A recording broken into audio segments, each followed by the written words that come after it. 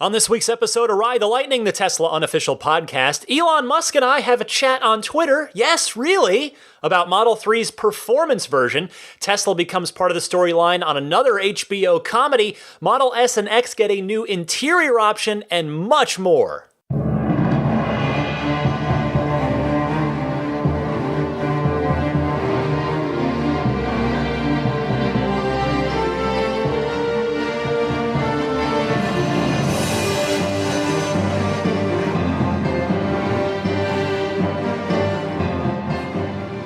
What's happening, friends? I'm Ryan McCaffrey. This is Ride the Lightning, the Tesla unofficial podcast, episode number 145 for May 13th, 2018. To my left, Daisy the Boxer Puppy looking longingly out the window, out onto the street, the world outside, seeing what's going on. There is a lot going on in the world of Tesla this week. Tons of fun stuff. I had a huge show already prepared, and then today, Friday, got even more fun because I dropped Elon Musk a tweet last night because I'd seen that he had just tweeted, and I figured that's usually the time, like, okay, maybe I'll catch him online, maybe I'll catch him in a mood to want to answer a question. That did not happen, so I thought, okay, well, hey, gotta try, what can you do? But then, the next day, today, this morning, all of a sudden, my mentions on Twitter start blowing up, and I see that he has replied, so I'm going to tell you what that's about, and it is about, you guys know the topic that I've been very, very curious about, the performance version of Model 3. What can it do, how much will it cost, and when can we get it?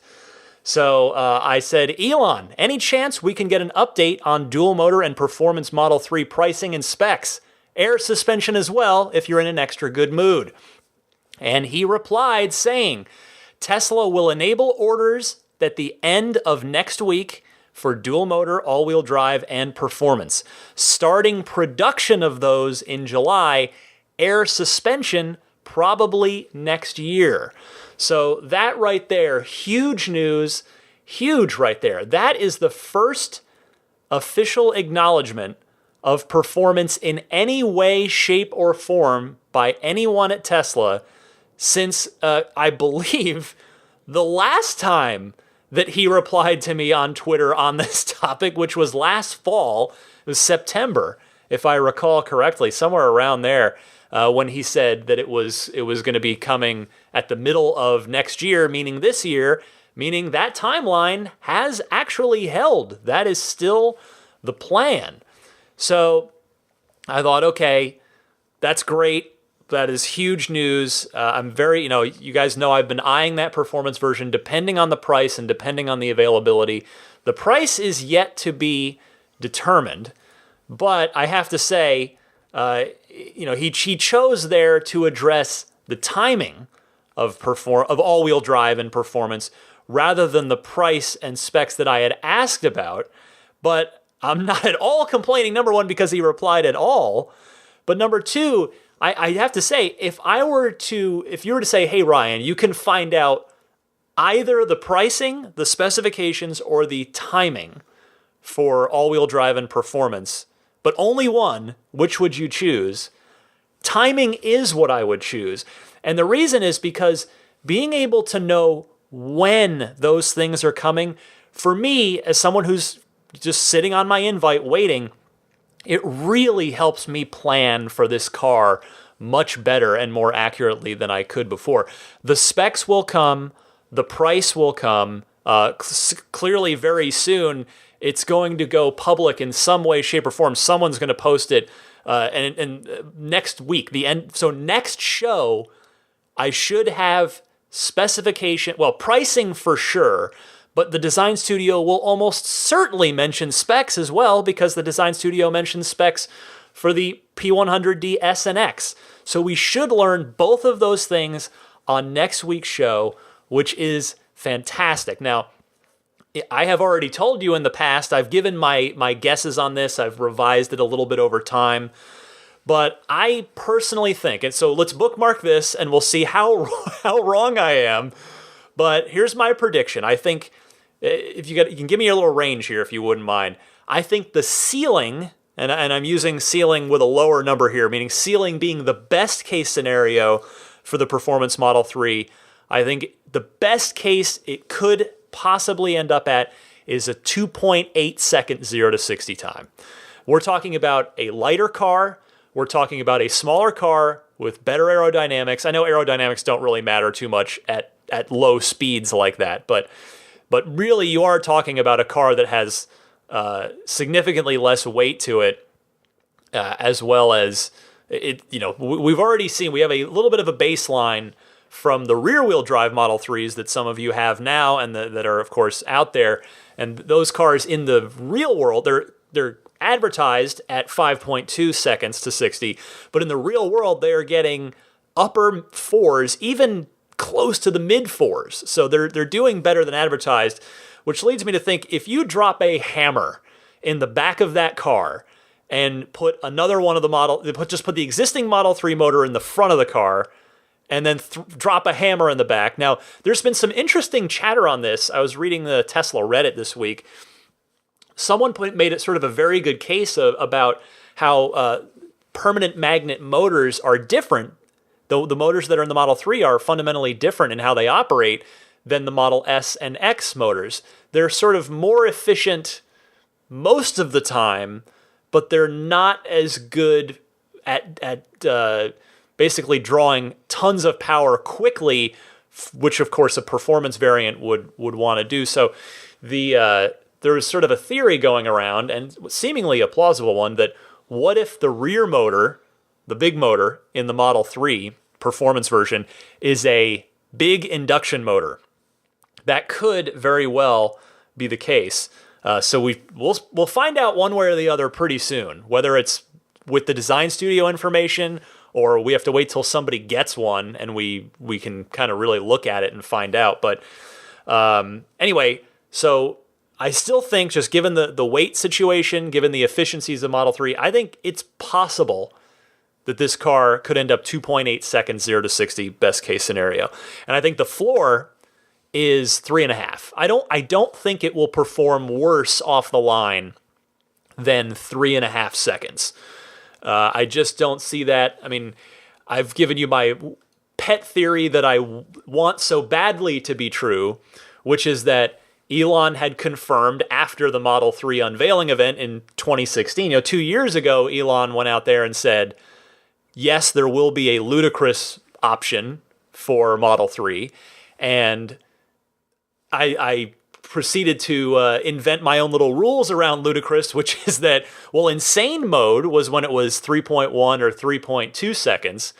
Ludicrous, as we have known it, is under 3 seconds on the S and on the X. So if we go with those rules that I've invented that Tesla has absolutely not signed off on or acknowledged in any way, shape, or form, that means ludicrous designates under 3 seconds, whereas plaid designates under 2 seconds on the new Roadster, and insane is for anything in the threes.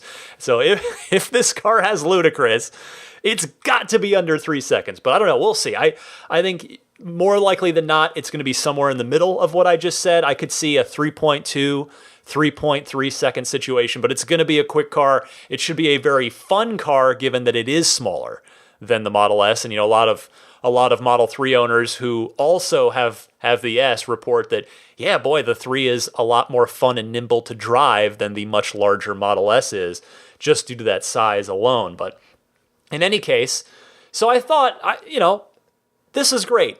Elon has acknowledged this. This is awesome. But then a bunch of people started chiming in saying, well, what about white interior? Everybody, I'm not the only one that's looking for white interior. A lot of replies about white interior. I joined in, also replied to that same thread. But Elon replied to another person in that thread, one of the many, a gentleman by the name of Anthony Foltz, not sure if he's a listener. He said, joining the chorus of white interior questions, if you say the time frame, I will do a little happy dance right here in my office, film it, and send it to you to amuse your guests at the next Tesla Christmas party. And Elon replied saying, I love it too, but trying to keep the configuration simple so as not to blow up the production ramp. So, all right, he acknowledged it, but seemed to be saying there that white interior was going to be coming later, that it was not going to be part of these new July options for dual motor and performance. So I actually sort of verbalized those thoughts on Twitter, and I replied to Elon again saying, well, I suppose that's a no on white interior coming up anytime soon. I understand the logic, but it's disappointing given not only how gorgeous the ultra white is, but also that it was originally scheduled for fall 2017. You and your team's hard work is always appreciated. Because it's true. I mean, it's beautiful. A lot of people are waiting for it, myself included. And if you remember back, I mean, it's easy to forget now after all the drama and everything all the waiting and all the changes that have happened with Model 3 over the course of this production ramp. But if you recall, on July 28th, 2017, at the official launch of the Model 3, it was on Tesla's website that, first production cars were going to be coming in October, November, or actually I think they might have even said September at that point. But they said on the official Tesla website, white interior would be coming in fall of 2017. So that it was originally planned to come online very shortly after production ramped, and then obviously they changed course on that. So okay, I thought, well, I threw that thought out there. That's that. But Elon replied to me again. A twofer, 2 in 1 day. He said, all-wheel drive and white interior in July. Air suspension probably later, reiterating his previous point. No, and then he says, note, that's when we start making them. He emphasizes the word start. That's when we start making them. Can't instantly fill all orders. Will take 6+ months to do so. So unless I am misinterpreting any of that, I don't think I am. I think I've got it pretty straight. We are looking at July deliveries. July production might mean August deliveries. Let's just allow for some padding there, because if they go into production with these options in July, it's not necessarily July 1st. It might be July 31st. But we are looking at all-wheel drive, a performance option, and a ultra-white interior option being added into the mix in July, which is just 2 months from now. No smart air suspension. It is coming, but it is not coming until sometime next year. Now, a number of you kind listeners saw this on Twitter, and a number of you were asking me, well, gee, Ryan, what are you going to do? I know you mentioned your driveway situation. You really wanted that's air suspension for that. Well, I have to say, I'm not going to wait for smart air suspension for 2 reasons. One, the tax credit. I mean, there is just a big financial interest to not wait. I would be sacrificing at least $3,750 worth of tax credit. And notice that Elon, he said probably next year. Now, he could have meant maybe it would sneak into the tail end of this year. I'm not sure he means 2020 for that, but you never quite know. The fact that he wasn't definitive about it just leads me to believe it is not in a concrete place on the roadmap right now, that it's not the highest priority in the way that all-wheel drive, performance, and ultra-white interior are. So I can't wait for it for tax credit reasons, and quite frankly, for my own sanity. I cannot wait for smart air suspension. I would love it. I really want to be able to raise that car to get it out of my slightly angled driveway on the hill. But I'm literally going to look into having part of my driveway redone to see, because it's just one side, because I'm on an incline. So I'm going to see if maybe I could get somebody out here to just redo the one side of the downhill side, which is where my current car just scrapes ever so slightly when I go out on that side, and just see if maybe that's enough of a difference to get the half an inch lower Model 3. The car's half an inch lower than my Infinity now. Hopefully maybe that could be enough to prevent bottoming out. And if not, I will have to, I don't know what options I'll have at my disposal at that point. But anyway, you don't care about that. I don't want to waste your time anymore with my own driveway issues. But there you go, some significant news on Model 3 options that many of us have been waiting for, at least waiting to hear about. Thank you very much to Elon Musk for indulging me in that. I know, Elon, you're not listening to this, but if you are, I know I've asked you a number of times. I've been goofed on Twitter repeatedly for for my continued persistence on these topics, but I'm very, very grateful that he took the time to make those clarifications, and it really does help my planning. So now I know what I'm planning for. I know not that I'm not expecting air suspension. That's probably not going to happen for me, but I know that I can at least see what happens. We'll find out. Like I said, should find out the end by this time next week, hopefully, if his timeline holds, if they start taking those initial orders. Now, I am probably not in those initial orders because I wasn't at the front of the line. I'm not an employee. I suspect it's going to be employee cars first. But some way, somehow, as soon as that information goes into anyone's design studio, it is going to find its way online, and I will report it to you, again, hopefully, on next week's show. So, huge stuff there. I was very fired. I've been in an awesome mood today. Just so relieved and excited to learn these things.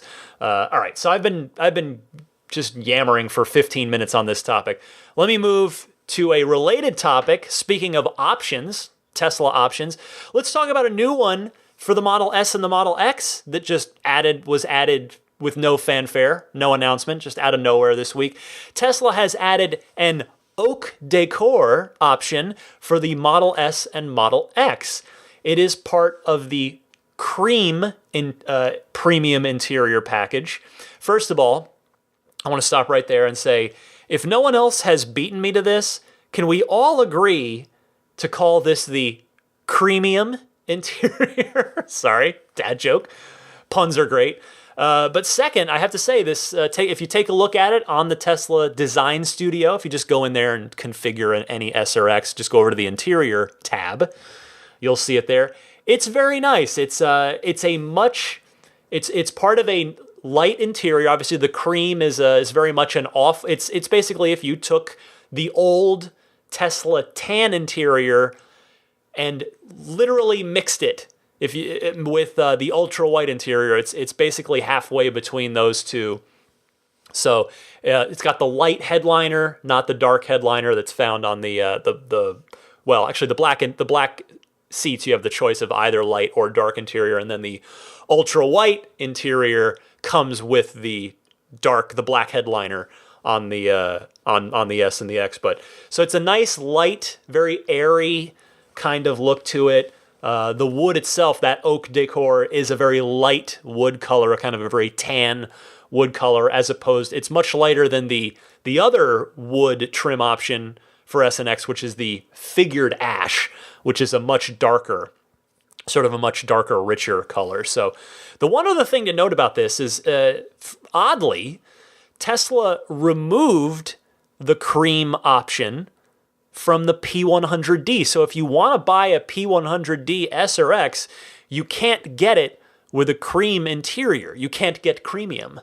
You can only get ultra white or black. So I suspect the only reason Tesla would do that is if the amount of people ordering cream with a P100D was minuscule, was just not worth the production hassle it takes to have that extra option in the mix. So apologies if you were thinking about ordering a cream interior P100D. You have apparently missed your chance to do that. You're going to have to choose from black or ultra white. All right, let's keep having fun. I'm in a very awesome mood today. I'm feeling great. I had a great time watching Silicon Valley on HBO last week. Since most of you are going to hear this on Sunday or later, it's the last week's episode, not the season finale, the penultimate episode. If you are watching that show, so Tesla turned up It has before, but it was actually like it was like a B plot thread. It was one of the subplots in last week's episode of Silicon Valley. If you haven't been watching, so one of the main characters, and all of them work at their own software startup. So the setup for this, I'm going to play you just a clip, because I encourage you to watch the show, because it is good. But so the setup for this is that one of the main characters of the show, Dinesh, has just bought a Tesla, and he's been completely obsessive over it ever since, which I think many of us can relate to, myself included. I'm going to be the same way. But of course, for comedic effect, the joke is he can't handle being one-upped. He wants to be the Tesla guy in the office, and he doesn't want anyone else to have one or have a better one. So, but what happens is another coworker at the startup is buying one, and Dinesh can't handle being one-upped. So this clip is Dinesh talking to a Tesla sales rep on the phone about what he could do to one-up the coworker who also wants to buy a Model S. So enjoy this clip from Silicon Valley, season, whatever this is, 5, I think, episode 7. So there is a mode above ludicrous mode, am I correct? Yes, it's called Plaid, and it comes standard on the new Tesla Roadster. How do I get into one of these babies? Simple. You put down a $50,000 deposit today, Okay. and you'll be behind the wheel as soon as they become available. And how quickly will that be, Stephanie? Soon. We're thinking a few years, which goes by fast. My daughter was a teenager in high school, and next thing I knew... I'm gonna stop you right there. Your oily salesmanship is starting to really irritate me, okay? I need to maintain my Tesla superiority, and I need to do it now. Okay, I'm looking at a new set of wheels here, the 21-inch Arachnids. Very nice, but they're not for sale. You can only get them through our referral awards program. You refer 3 other customers to us, they buy a vehicle, and zoop, zoop, you get the wheels. So if I get more people to buy Teslas, then I will have the wheels, and no one else can get them. Not even Danny. I'm sorry, who's Danny?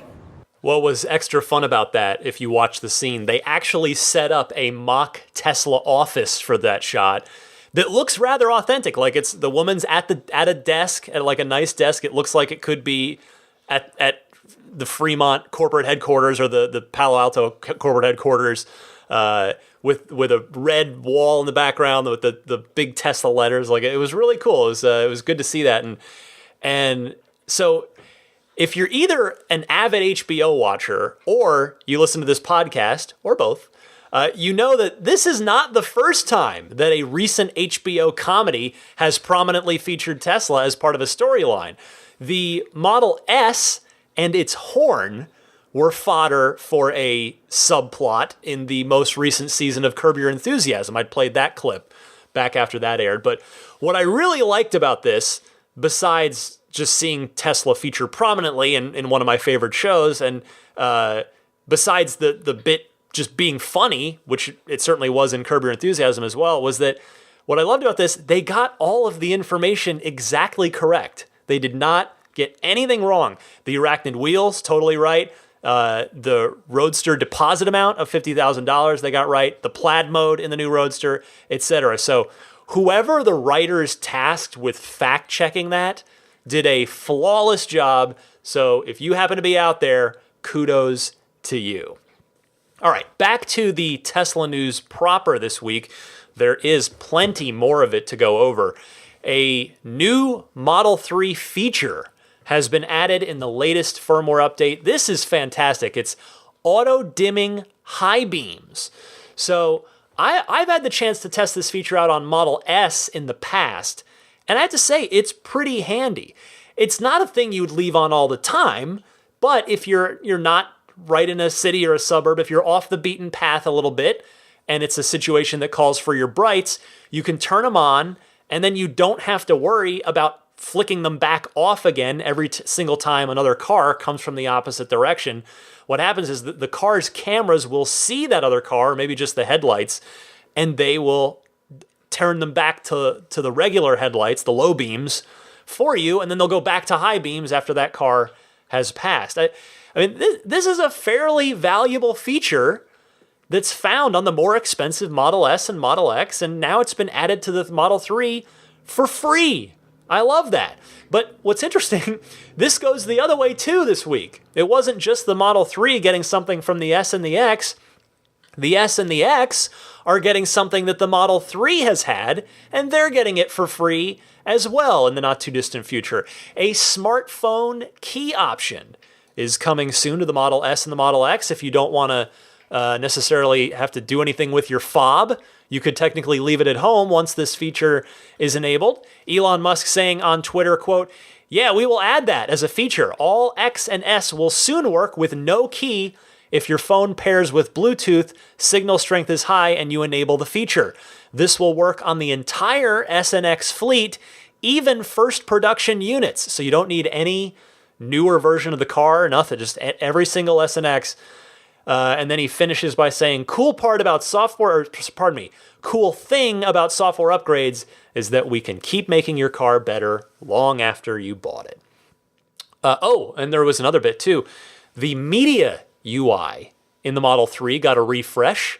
So if you are a current Model 3 owner, you are probably going to be very, very eagerly anticipating this update to push to your car if you have not already received it. You've got some excellent stuff to look forward to between that media UI refresh for your music, as well as those auto-dimming high beam headlight option. That is fantastic stuff.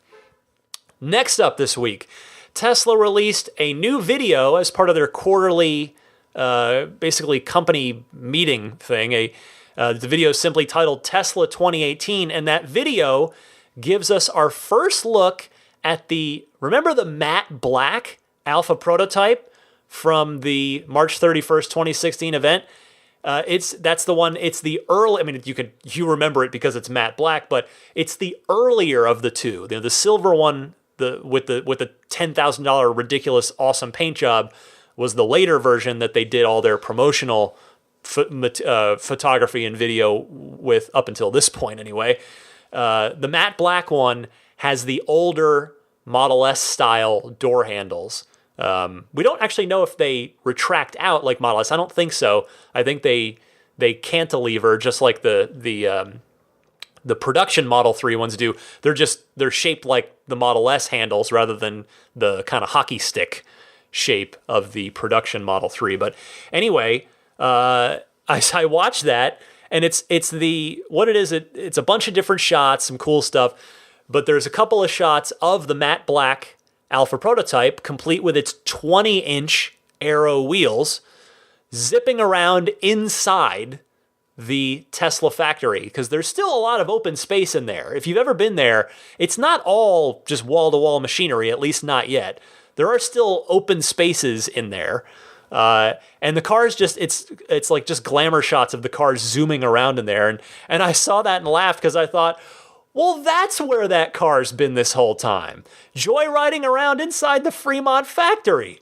Because we really, for the most part, we haven't seen that car since spring of 2016. Like, it was photographed a couple of times outside of the reveal event in the sort of immediate wake of that. But then that car disappeared from public view, and it was not seen again until this video.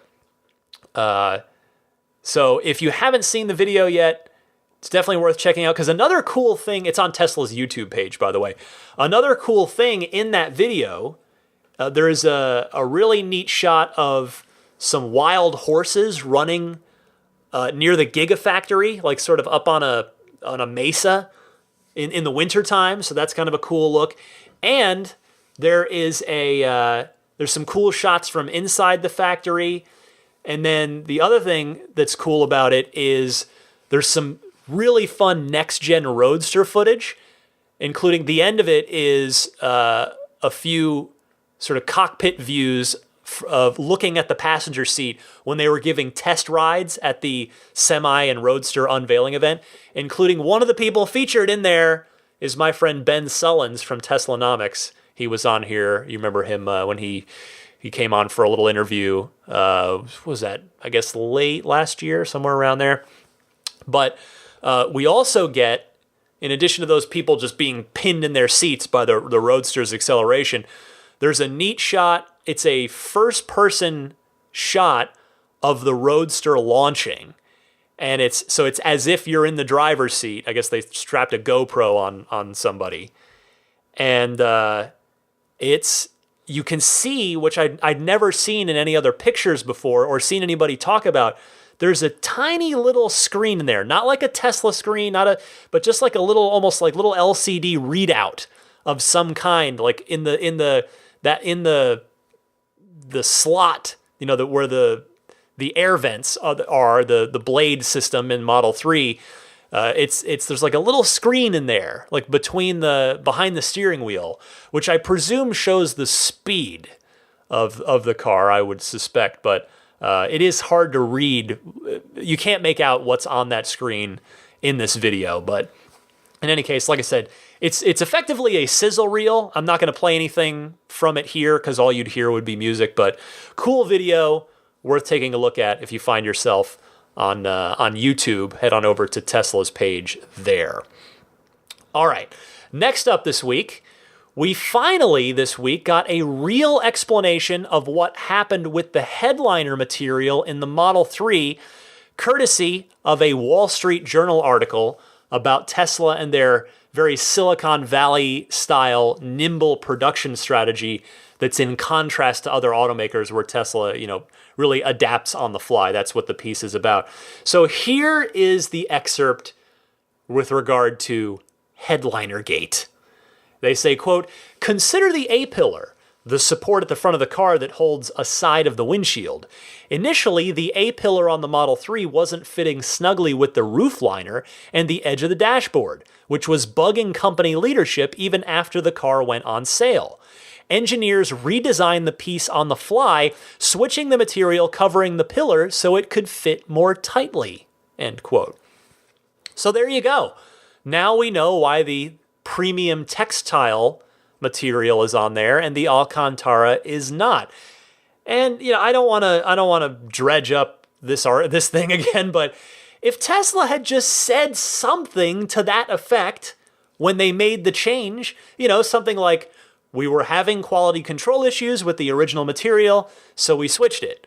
Then if they just said that, then I think a lot of people, including me, would have been very accepting of it. It was just the whole way that was brushed aside and barely addressed at all that just didn't sit right with me at the time, along with a number of other people. Well, I mean, that, and it was kind of unfortunate that some people got mismatched headliner and sun visor material, which was, that's less than ideal when you're picking up a $50,000 car from a brand new car that you've been waiting a long time for. But, so again, Tesla could have handled that better.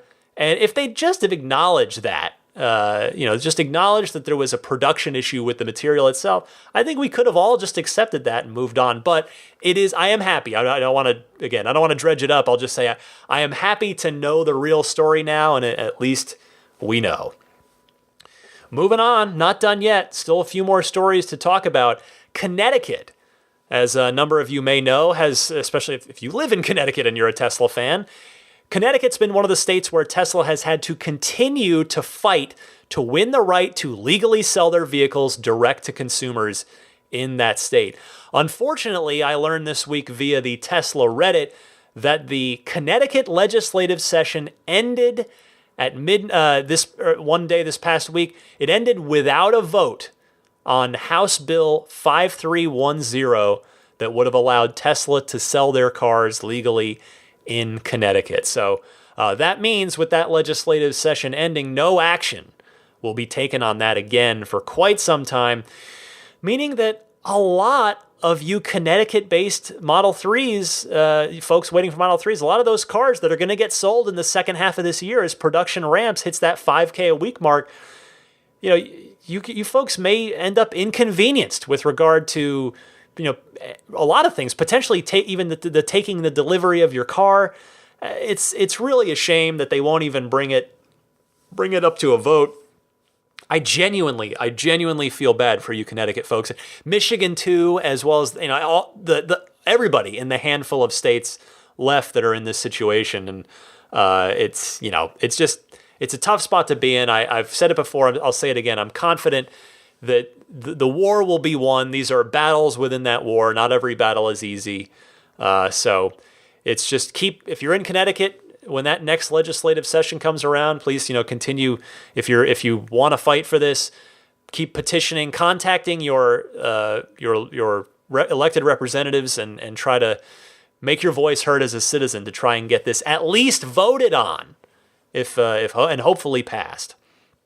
Okay, I'm not sure if I have any listeners in the country of Turkey, but if so, here is some good news for you, courtesy of Elon Musk on Twitter. He says, quote, that Tesla will officially launch in Turkey, quote, towards the end of next year. By the way, planning to launch, I misread that. Let me start that again. Planning to launch Tesla in Turkey later this year. Love your country and will be there in person for the launch, end quote. Always good to see Tesla move into new markets primarily to bring these great cars to more people. That is what we want to see. And Elon really putting his money where his mouth is after talking about the great short burn of the century coming up. Elon went out this week. He bought about $10 million worth of Tesla stock to add to his position, which seemed, just from keeping an eye on things, seemed to add a bit of investor confidence as the stock saw some gains this week. I'll tell you, it definitely, I'm not a Wall Street guy, I'm not a trader, but it definitely makes me feel comforted when I see him do that, because it's not just, doesn't just give me more confidence in the company itself, but it actually comforts me as a Tesla superfan to know that he owns a larger and larger interest, a larger and larger share of the company, because I don't want anyone to ever threaten his place at Tesla, because he is, to me, as I've said before, it's not to disparage any of the other amazing people at Tesla, but Elon Musk, to me, is the key to Tesla's survival and success. I mean, it is going to take him continuing to provide his brand of leadership and really just his brand of defense against all of the attacks from so many different angles.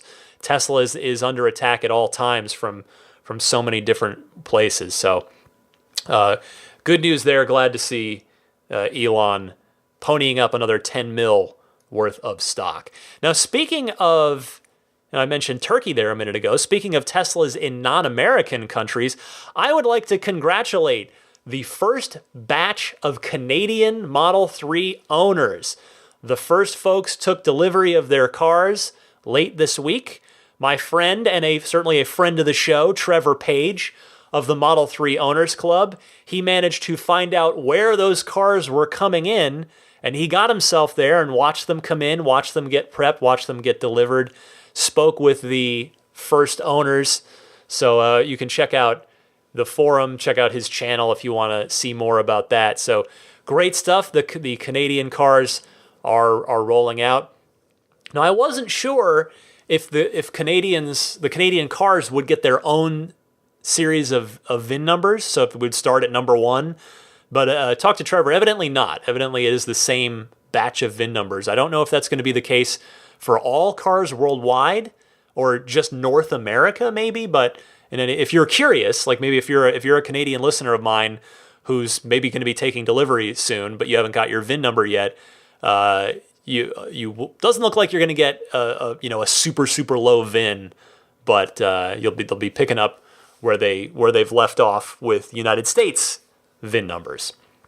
Finally this week, yes, one more story to get to. I know the show is already very long, and I haven't even gotten to the Ride the Lightning hotline, which skipped last week because of the investor call. I can't skip it again. We got to get to these calls. We got to get you guys heard, because I've got a ton of great questions queued up. So we'll get to that in a minute. But finally this week, before I move on to the Ride the Lightning hotline, I wanted to wish a very, very happy 50th birthday to none other than Franz von Holzhausen, Tesla's chief designer. Franz, if you by some chance happen to hear this, I want to say really sincerely, thank you for designing beautiful cars that excite me, that motivate me, that inspire me. I would not be doing I gotta say, I would not be doing this podcast. Tesla is many things, and there are many reasons why I love it, but I don't think I'd be doing this podcast if the car looked like the Leaf, the first generation Leaf. If Teslas looked like leaves, we wouldn't be here together at all. I would not be doing this. You would not be hearing this. You'd be doing something else with your time right now. So Franz, I want to say that thank you for designing beautiful cars that just happen to be electric, and they're better off for it, as we've learned. They're designed for that. Franz, your work is clean, it's minimalist, while also being very forward-thinking and dare I say even futuristic. And look no further than the Model 3 and the front end of that car. I mean, remember, a lot of us were a little kind of like, I don't know about Model 3 when we first saw it because it was bold and different, but now we all love it. I sure do. So, Franz, I think you've done an amazing job inside and out on the Model 3, and I can't wait to get mine. Happy 50th birthday to you. All right, friends, that wraps it up for this week in Tesla news. Again, plenty more to get to. So many great topics to discuss from all of your wonderful calls in the Ride the Lightning hotline. Stick around, won't you? I'll get to that right after this.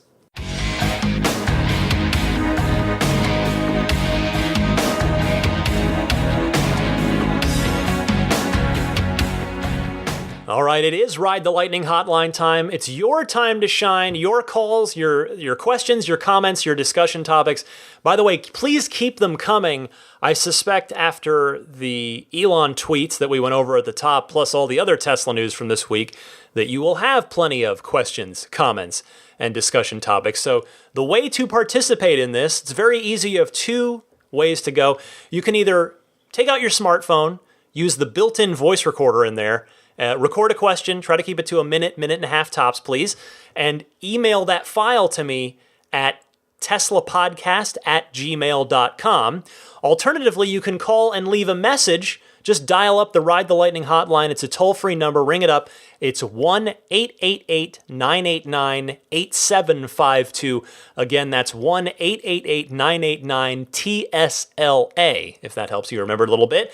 And I'll mention, of course, that if you know someone special with an upcoming birthday, anniversary, graduation, or some other special occasion, you can give them a unique gift of recorded voices from friends and family telling them why they're special.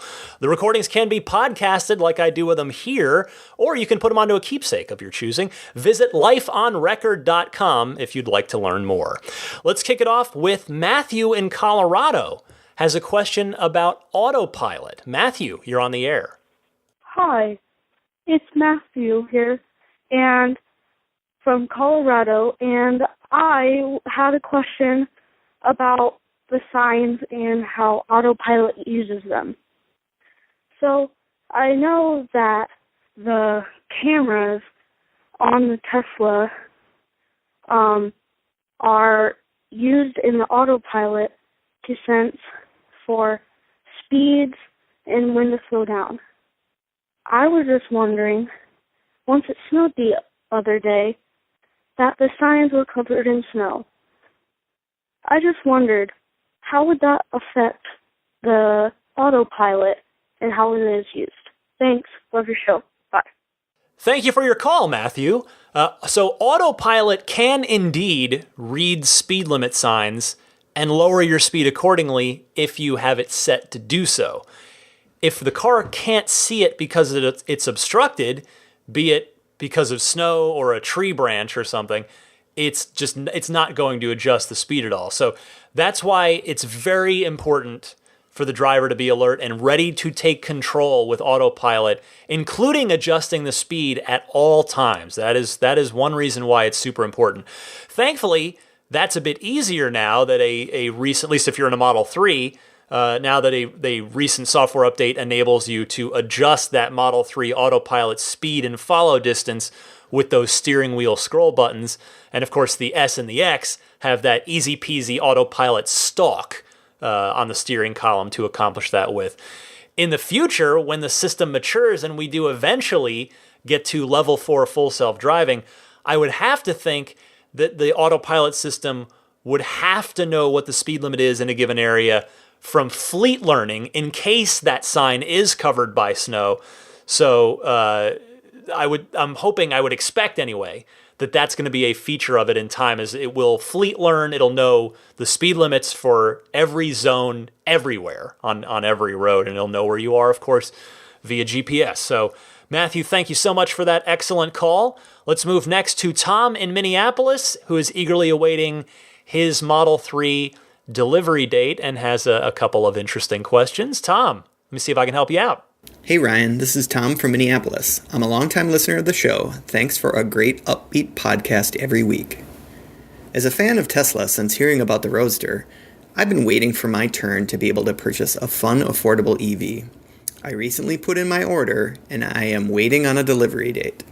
I'm really excited and can't wait to upgrade from a pokey and boring Toyota Prius to a sporty Model 3. I had a couple questions for you. Number 1. Due to my budget, I went with the 18-inch Aero wheels. Do you think there will be affordable aftermarket options for 19-inch wheels in the future? I was wondering how current owners of the Model S feel about the aftermarket wheels. Spending $3,500 for 19s on the Tesla site seems a little outrageous. Are there reliable alternatives? Question number 2. As a PS4 and Xbox One owner, how likely is it I will see a Model 3 in a driving game anytime soon? Keep up the great work. Thanks. Great to hear from you, Tom. To answer your questions, I want to start by pointing out that you said the 19-inch wheels were $3,500 on the Model 3. They are $1,500 over the default 18-inch wheels that come with the car. So I'm not sure if you just misspoke there, but I wanted to note that in case it changes the equation for you and just make sure everybody else is clear on it as well. But yes, with hundreds of thousands of Model 3s hitting the road in the coming years, the immediate coming years, I expect we are going to see plenty of aftermarket wheel options. You've got a company called T-Sportline that's already at it. They sort of specialize in Tesla stuff. Others are no doubt going to follow soon. Now, as for your second question, I love this question because, of course, it merges my two worlds together, video games and Tesla. I would seriously doubt that we see the Model 3 in any video game until that performance version hits, which now we know looks like it's going to be July/August. So that's good. Unfortunately, that will still rule it out for this year's inevitable Forza game. It's unannounced, but Microsoft has been going every other year with the Forza Motorsport, and then the next year Forza Horizon, then Motorsport, then Horizon. It's a Horizon year. We're almost certainly going to be getting a Forza Horizon game, although nothing official has come out about it yet. I expect that will get announced at E3, the Electronic Entertainment Expo, which of course is my industry's big convention every year down in Los Angeles, coming up in, oh my goodness, it's a month away. Help me, you guys. Oh man, it's gonna be tough trying to get the show done that week, but as usual, I will make it happen. Anyway, that's what I was saying. So it's too late to make this year's inevitable Forza game. It might even be too late for next year's because, I'm not a developer, I'm not a super expert, but I cover this business for a living, and with Forza, like they work pretty far in advance on a lot of that stuff as far as sourcing the cars, and actually the process of getting a car into a video game is pretty involved. It's really cool, actually. There's a ton of reference photography, a ton of audio recording, all kinds of neat stuff. Anyway, as far as other games besides Forza, you've got Gran Turismo, which is Sony's big racing series. That's more of a wild card here because you just never know when one is going to release. Like they've been great games, but they come out a lot more sporadically than Forza does, pardon me. I guess we'll have to wait and see about other ones. There's Project Cars. They had their sequel, Project Cars 2, came out last fall. So maybe if they're taking a 2-year development cycle, which is pretty likely, I would expect Project Cars 3 in the fall of 2019, which would probably mean there's time to get the Model 3 in there. Anyway, I am very confident about that it's probably going to be the performance version that does make it into any game. And since we still don't even know the specs of performance, although again, next week, hopefully, yay, we might learn this next week. Yeah, I expect 2019 would be the soonest that we'll see the Model 3 in any driving video game. But it will happen, I am confident. Next up, Austin from DC. He reacts to Brian from Minneapolis from, I guess, 2 weeks ago now about those age 21 test drives. So, Austin, what can you tell us about this? Hi, Ryan. Enjoy the podcast. This is Austin from DC. I'm calling in response to Brian from Minneapolis' call about test drive and having to be 25. I actually, at the time, I tried to test drive a Model S, had the same experience in looking at the website and then actually going in and being denied a test drive because I wasn't 25 at the time. So just wanted to let you know it was actually the Tyson's Tesla store, the store in Tysons, Virginia. But I ended up getting a nice lengthy ride in the Tesla. Got to do a 0 to 60 launch with the Tesla representative, and got to see the car. So just to let you know, it's not it's not 21 as the site says. So all right. Anyway, love the podcast. Thanks. I appreciate you adding your experience to this, Austin. I hate to play a call and then not have useful information for you in reply, but I just wanted to pass along. I did go ahead and email Tesla about this, since I can't definitively help you myself. Unfortunately, they have not returned my my email as of recording time here on Friday night, but perhaps if we're lucky, they'll have replied to me sometime next week in time for next week's show. So stay tuned there. Next up, let's go to Winnie in Los Angeles. Just took delivery of her Midnight Silver Model 3 and wanted to talk a little bit about it, a particular topic that parents might be keen to listen to. Winnie, go ahead. Hello, Ryan. This is Winnie from Los Angeles. I just received my Midnight Silver Metallic Model 3 on April 25th. Just picked it up from Marina Del Rey. It was incredible. Very excited. We were actually concerned about the space we would have in the passenger seat with a rear-facing convertible car seat. They're the most giant car seats ever.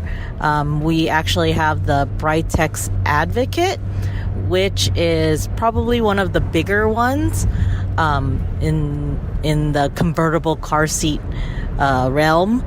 And we were pleasantly surprised that we could put the passenger seat very comfortably back and recline the back of the passenger seat, no problems, plenty of room, with the rear-facing car seat behind it.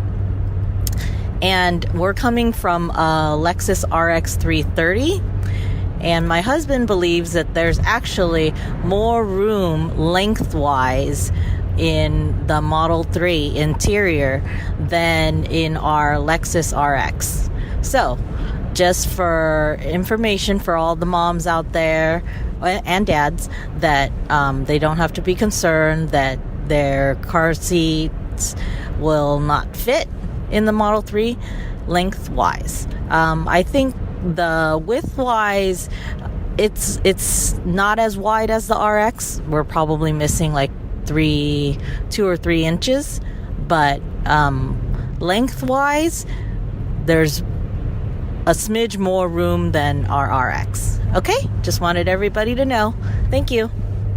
Thank you for sharing that, Winnie. And hey, congratulations on that new Model 3. We did get a demonstration way back in 2016 after the reveal where Tesla showed that you can fit 3 of a certain kind of car seat. It was a fancy narrow one. Might have been Recaro, if I remember right. Anyway, if you got that sort of one kind there, you could get 3 of them in the back seat, but I think it'll be much more common for folks to wonder about exactly what you've just described. The car seats fit lengthwise. It's great to hear that the front seats don't have to scrunch way up in order to accommodate car seats in the back.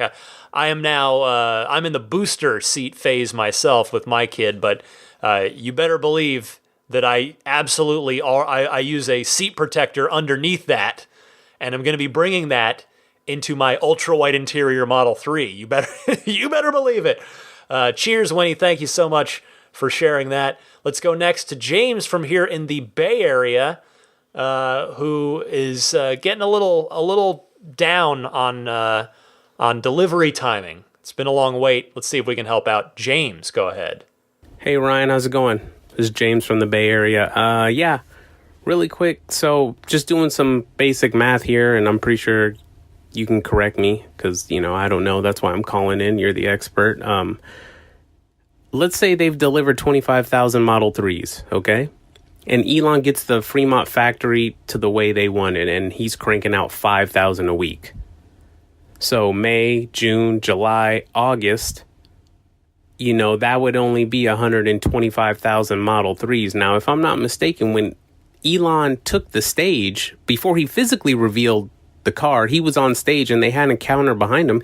He was at 120,000, right? Or around there. Again, please correct me.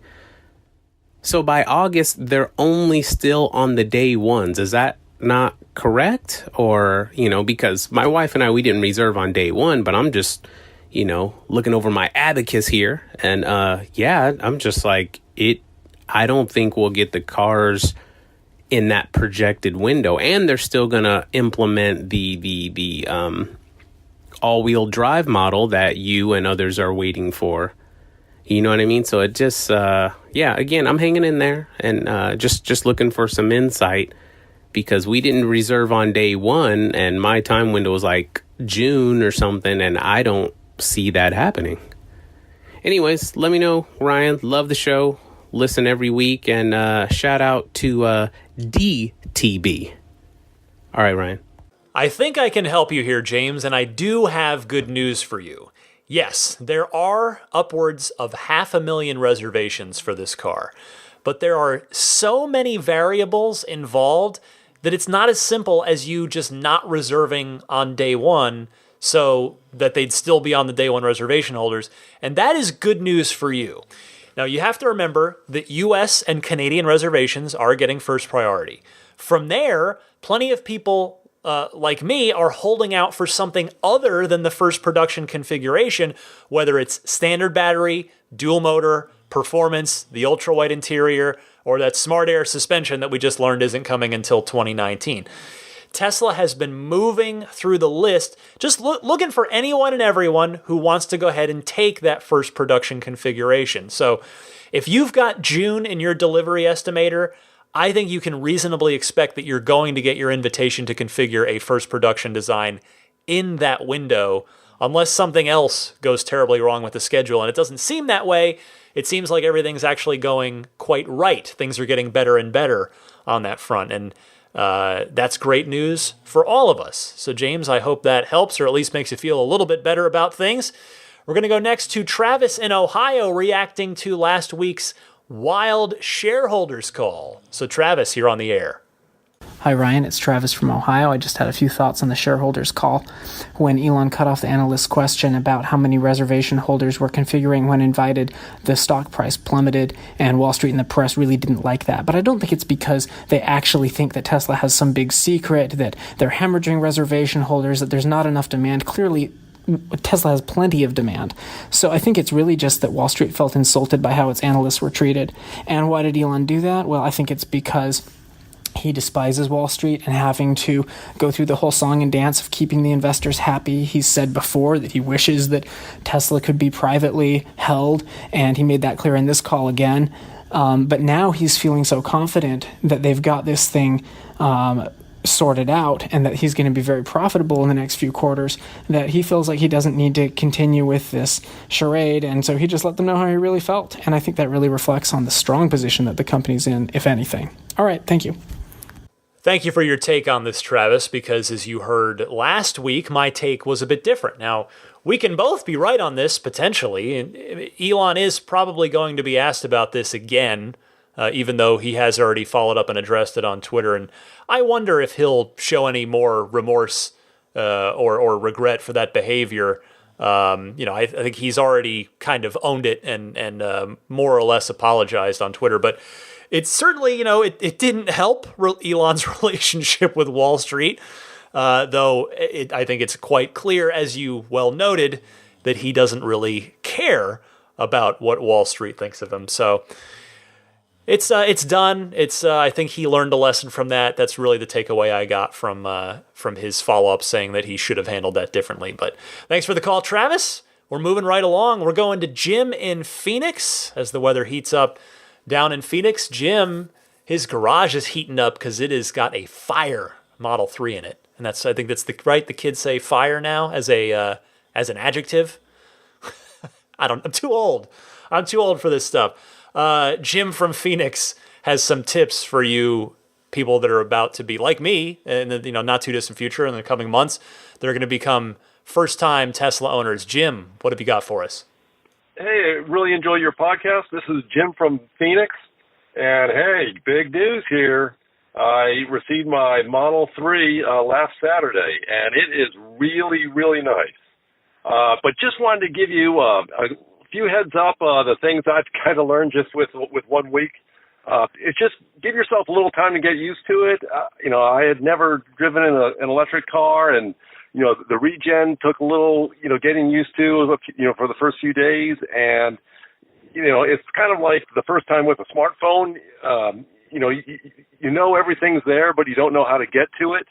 So that's taken a little bit getting used to. And also this is kind of strange. Like, I never used to have my phone on Bluetooth, but now I have my phone on Bluetooth, and I find I really need to power up my phone a little bit more because of the power that Bluetooth requires on my phone. So I have an extra charger at work now that I didn't used to use. And then also, always, bring your backup key. Always have it with you. 95% of the time, the car syncs with my phone real well, and I can just walk up to it and open the door. But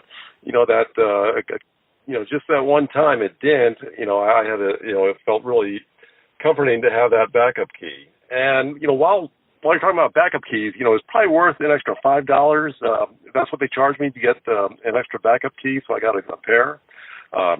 But really enjoying the car, and thanks so much for your podcast. Thanks for encouraging me while I had to spend time on a rental car for 9 months.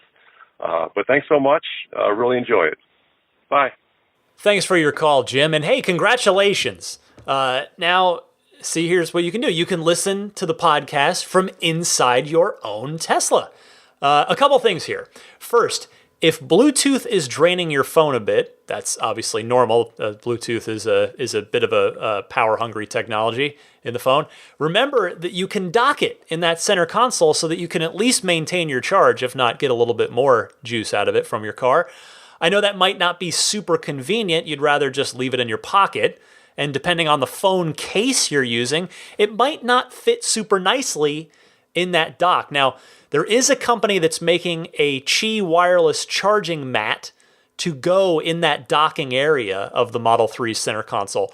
I have just ordered mine this week because I'd been on I'd signed up to be on basically the list for it, and they finally just started taking their first wave of orders this week. They're supposed to be shipping out relatively soon.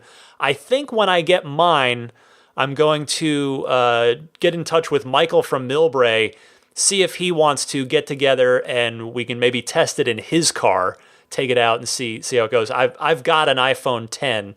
It's sitting, and I've got it in Apple's standard basic silicon case. So I think that case is supposed to be Qi compatible. So I figure that's a good test case for. In fact, I think Michael has an iPhone 10 as well. So we could put both of our 10s on that mat and see how it does. And I'll definitely, once I do get a chance to test it out, I will absolutely report back here on the podcast and let you guys know if I think that thing is worth buying or not. And the other thing I wanted to mention was something that you touched on kind of in passing there. The fact that the Model 3 is going to be, for many folks, the first time they've ever driven, let alone owned, an electric vehicle. I am super excited for those people. It's going to be like teleporting into the future. I mean, I think back, I remember the first time I drove a Tesla, which I told the story, I think, on episode 1 about, it was the Roadster back in 2009. I didn't really know much about Tesla, and it totally changed my life. Like I don't say that, I know that's like a big thing to say, but in its own way, it changed my life. Like it's crazy how much of an effect driving a Tesla for the first time had on me. So I look forward to other people sharing in a similar experience. Alrighty. We're still going. We've got 1, 2, 3 more excellent calls to get to. Let's go next to Greg in Wisconsin.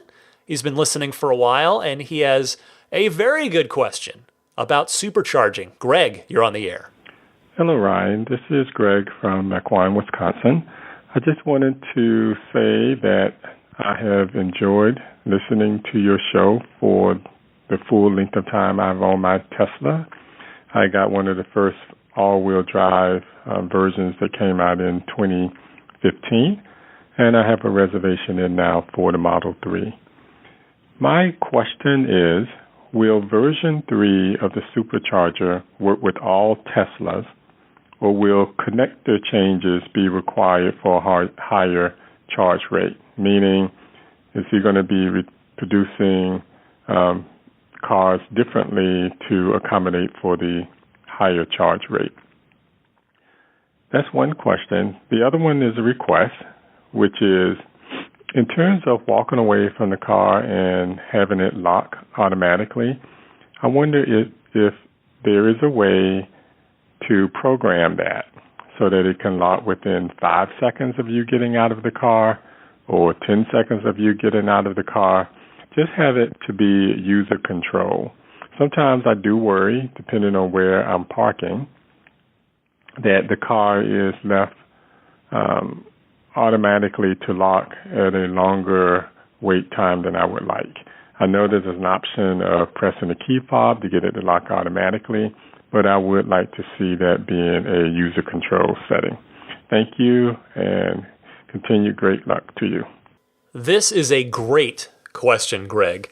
There are theoretical maximum charging limits for current Tesla batteries, but I confess I could not find exact numbers in the online research I was doing on this. But the short version is that no, I'm pretty sure that a potential 200 kilowatt or 250 kilowatt charge rate in the V3 of supercharger is not going to work in existing cars. Now, no, I am not 100% confident in that answer. So just take that with a grain of salt. If there are any electrical engineers out there that might be able to clarify or even correct me if I'm wrong on this, please do call in or email me, let me know. As to your time-based walk-away locking idea, I love that idea, Greg. That is a fantastic idea.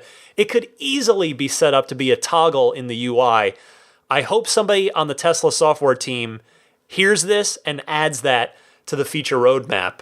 Unless maybe it could already be on there for all we know, but if it's not, I hope it is now. Thank you so much for calling. Next up, remember Robert from Piedmont? He is the person that was having some body shop trouble with his wife's Model S. Well, he's got an update on that might be of interest to folks. So, Robert, what have you got? Ryan, this is Robert from Piedmont. I called a couple weeks ago about the body shop question. Your show is amazing. I love the feedback and the additional questions and answers on my original question, so I really appreciate it. You'll be glad to know we did get the Model S back about a week ago. Maybe it was just good luck. We left a message on your podcast to finally get it back. I've got another question, just real quick, and it's a little bit about software. I heard there was a new software update, 201.14, and I'm at 2018.12, and I've been waiting for this new software update, and I've got a Model X 100D, which I got in November. So I'm just wondering, why does Tesla make some of their customers wait extra long for software updates? I guess it's a server issue where they're just trying to send it out. I did hear that Elon was going to set it up in the future where you could do a software update and actually choose which one you wanted, which would be great. But I'm sitting here kind of biting my nails waiting for that one because I heard it does speed up the input on the ICU, the big screen in the middle.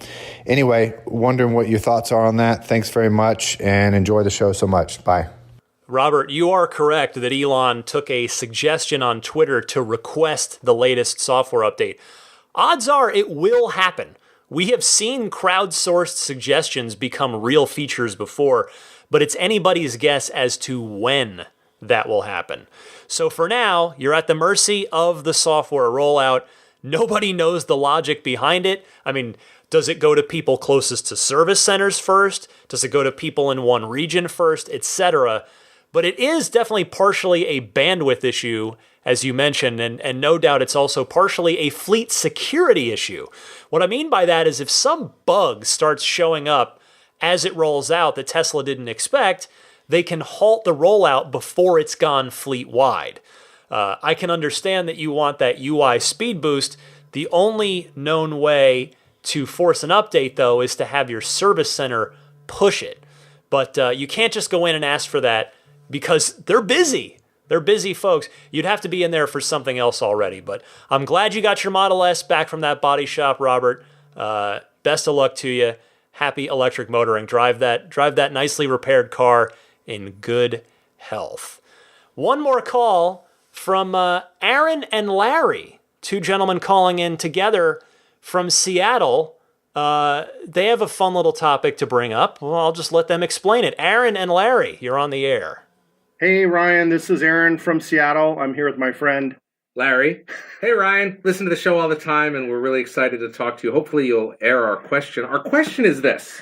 So we were wondering, I've noticed like Corvette owners have like kind of a wave they do when you see another Corvette. Is there a Tesla acknowledgement or greeting that we should be doing? Larry and I both are Tesla owners. Yep. We often wave at each other, but I'm not sure if that extends to the entire community or not. Is it just Tesla S's or X's, or do we include the 3s? We don't know what to do, or what do? We need your help, Ryan. The other day, for example, I saw a 3. I got so excited. I raised my hands up in excitement, and they waved back to me, I think seeing my excitement. And it was kind of a fun moment. And I thought, if there isn't one, maybe we could start this through Ride the Lightning and just say, listen, if you're a Ride the Lightning user and you see a Tesla, give a wave. Do you toot the horn? Do you give a wave? Do you flash the lights? Help us, Ryan. Windshield wipers. We need your guidance. Yeah.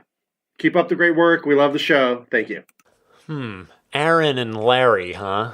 His voices sound a little familiar. If you follow my work at IGN and you are an Xbox fan, you may also recognize the voices of Aaron and Larry. Anyway, gentlemen, to answer your question, believe it or not, I have thought about this before. Maybe you actually probably do believe that because you know how crazy I am when it comes to all things Tesla. So with the Model S, I had heard that early owners, there was waving that would go on. People would acknowledge each other. In fact, I got to review the 2013 P85 Model S. So this was pretty early. It was in the end of May. Actually, it was almost this time of year. It was, 5 years ago. Wow. And there weren't a ton of them on the road at that point. And the few I did see when I was out driving it for the review, I waved at a couple people, and one or two of them waved back. Now with the Model X, I always thought it would be cool. You could put your X on if you're in an autopilot safe situation, you could do autopilot and then put your arms up in an X shape, like to sort of acknowledge, to acknowledge the other person. I thought that could be fun, right? But for the Model 3, I came up with one a long time ago. Long-time listeners might remember this. A lot of you, this might be new. I'm going to give it to you. It's silly. It's fun. I doubt it'll catch on, but I'm just throwing it out there. I think this is pretty cool. I think this is the perfect thing. So For the Model 3 Wave, here is my proposal. Here's how Model 3 owners should acknowledge each other. So if you take either of your hands, make the OK sign. So you're going to take your index finger and your thumb and join the tips of those to make a circle. And then you've got your other 3 fingers up. So you're basically saying, it's like, that the OK sign, like, hey, pretty cool. Like, that's cool. You're acknowledging the other person's car. And how many fingers are sticking up? 1, 2, 3 for Model 3. Nailed it. I think it's fun anyway. So that's my proposal for you see another Model 3 owner and you put your OK sign up, your Model 3 Wave. Again, I know both you and Aaron and Larry, both of you guys are Model X owners, so maybe you can at least test out the cross arms X shape with your arms. You could test that out on each other. Because I know you guys work together. So maybe in the parking lot as you pass each other, either coming in or going out for the morning. So, guys, thank you so much for your call and for listening to the podcast. And by the way, there were actually more calls, excellent calls that I couldn't get to. I'm going to bump a couple of them to next week. Some of them might kick over to the Patreon exclusive monthly bonus episode. In fact, on that note, the May episode posted last weekend.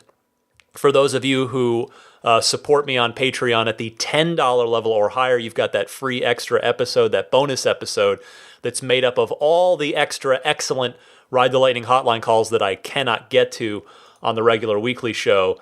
So I can tell you, Lawton from Chicago's in there, Anthony is in there, John from San Diego, Joe from Emotion Rentals, Frank in San Diego, Jeff in Chicago, our friend Mike in Charlottesville, Jeff in Dallas, Antonio in Lake Elsinore, California, Andy in Columbus, and Tim from Dayton, Ohio are all in there covering a range of topics from Tesla being mentioned in competitors in their marketing to, all kinds of topics. Check that out on Patreon if you're backing me at the $10 level or higher. Those pop up each and every month on Patreon. And again, if you want to participate in the Ride the Lightning hotline, which I always encourage you to do so, I love this part of the show. And again, after this week, there is a lot to talk about, a lot to react to, no doubt. Just record that question on your smartphone and send the file to teslapodcast@gmail.com. Or call in on the Ride the Lightning hotline, toll-free, 1-888-989-8752. Be right back to wrap things up for you right after this.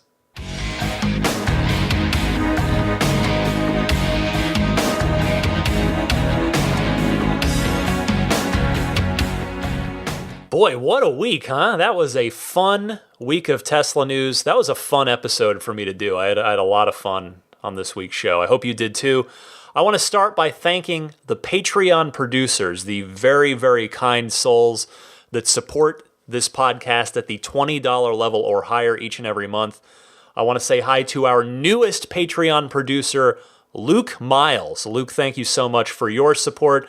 Also, shout outs to Jeff Bartram, Paul Hussey, DJ Harbaugh, Pete White, Wolfgang Obergen, George Cassiopo, David Brander, Jonathan Wales, Alexi Heft, Logan Willis, Matthew Parra, Michael Lester, Robert Miracle, Jason Chalukas, Emotion Rentals, Richard Ouellette, Tim Hyde, Marcus Mayenshine, Lee Sweet, Lars Hoffman, Orion Coates, Peter Chalet, Harold Plug, Kenneth Martin, Michael Callahan, Rome Strack, David Vakil, Ulrich Lassa, Luke A., David Kittle, Eric Randolph, and David Nondahl. Thank you all so much. Your support does mean a lot.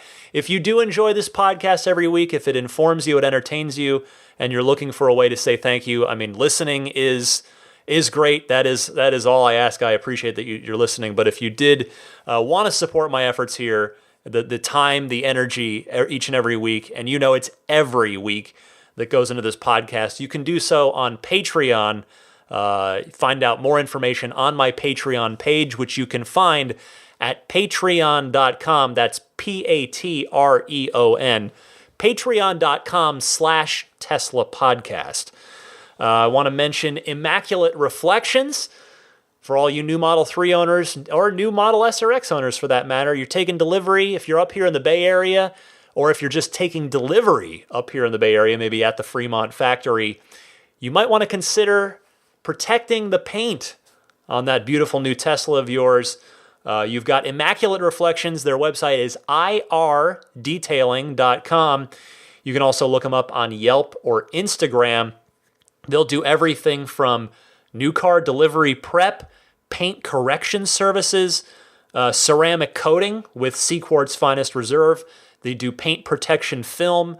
Whether you want to go a little bit or go the whole enchilada as far as protecting the finish on that car, they'll do all of it for you. They've even got, you've been hearing recently, they've kindly offered up a 10% discount. 10% off any level of detailing, whether it's a basic wash, clay bar, wax service, a paint correction detail, ceramic coating package, etc. Coupon code for that, RTL10. Just give that to them when you contact them and want to get some stuff done on your car. They also offer a military discount, which there's no code or anything needed for that, just your military ID or veteran ID. That's a 10% discount if you're both a military member or veteran as well as a listener to this podcast. You can stack those discount codes for 20% off, which is pretty fantastic. So thank you, Immaculate Reflections, for offering that up. Then you've got my friends at Abstract Ocean. They've got those tempered glass screen protectors in for Model 3, as well as the Roadster style TESLA lettering, if you want to put that on the back of your Model 3, the way Franz von Holzhausen did on his. You can find that, all kinds of Tesla accessories for you and your car. AbstractOcean.com. They have a coupon code for you guys, as you know if you've been listening to this far in the show for the last while. It's RTL Podcast, all one word. RTL Podcast. Use that at checkout to get 20% off of your first order. So that's for first-time customers there. Let's see, referral code. If you're buying an S or X, go ahead and use my cousin Patrick's referral code. Gives him a chance at some prizes and gives you free unlimited lifetime supercharging. The code is Patrick5008. So either give that to your sales advisor or type in ts.la/Patrick5008 into your web browser and then configure your car. My email is, again, teslapodcast@gmail.com if you'd like to get in touch with me about anything. You can also tweet me. I'm on Twitter. I'm at DMC_Ryan. And I think, that's just about it. Just the usual, hey, if you're not already subscribing to this podcast, which is totally free to do, would love it if you would do so. That way, the podcast just comes to you every week rather than you having to seek it out.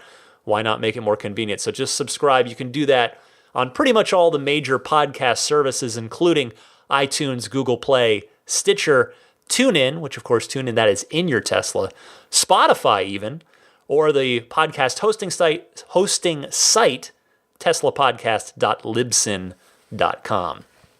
Fun week. I had a blast on this show. Hope you did too. I do feel a little bad that this is, again, another pretty long show. Want to be super respectful of your time, but I hope you agree. I don't think any of it was filler this week. I think it was a pretty packed show. Lots to get to. In fact, there are even a couple topics I had to kick to next week. That's how busy this show was. So I'll see you again next week. Happy electric motoring, and have yourself a great week, weekend, day, night, whenever you happen to be listening to this. Hope you have a good one. I'll see you next week.